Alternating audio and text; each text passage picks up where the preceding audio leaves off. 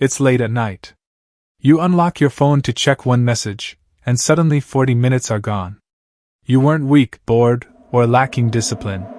You were responding exactly how the system expected you to. The core trick was never content. It was timing, uncertainty, and feedback. The moment you open Instagram, you step into a loop designed around how the human brain learns. Every scroll is a small gamble. Sometimes you get something boring, sometimes something funny, sometimes something that hits a nerve.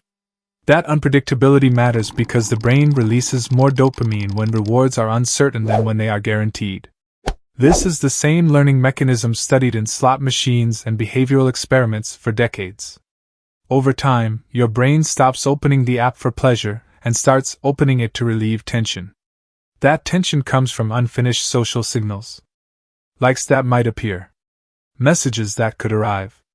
Validation that feels just close enough to check again. On a psychological level, this creates a habit loop made of cue, action, and reward. On a social level, it quietly reframes attention as status. You are no longer just watching content, you are being watched, measured, and compared. On a physical level, micro bursts of stimulation train your nervous system to prefer fast novelty over slow focus.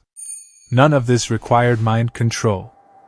It only required aligning incentives with known human behavior. The platform did not need to force addiction. It only needed to remove stopping points, speed up feedback, and let biology do the rest. Once this loop stabilizes, something subtle happens.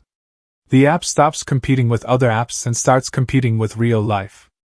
Conversations feel slower. Silence feels uncomfortable. Waiting feels wasteful. This is not because attention is shrinking, but because it is being retrained. Research on variable rewards shows that the brain becomes more sensitive to cues and less patient with delays. That explains why people reach for their phone even without notifications. Socially, the environment rewards performance over presence.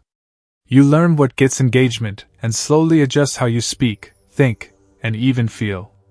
This is not manipulation in a dramatic sense. It is conditioning through repetition. The most powerful part is that it feels voluntary. You believe you are choosing, while the system quietly shapes what feels rewarding.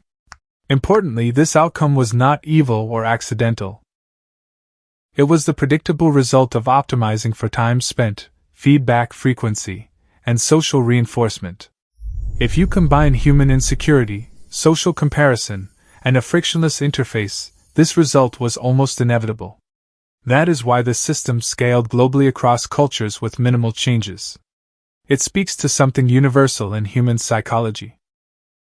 The twist is that the same mechanisms that make the app engaging also make it hard to leave, not because you love it, but because your brain has adapted to it. Understanding this does not mean quitting overnight. It means realizing the habit was engineered, stabilized, and normalized long before you ever noticed it happening.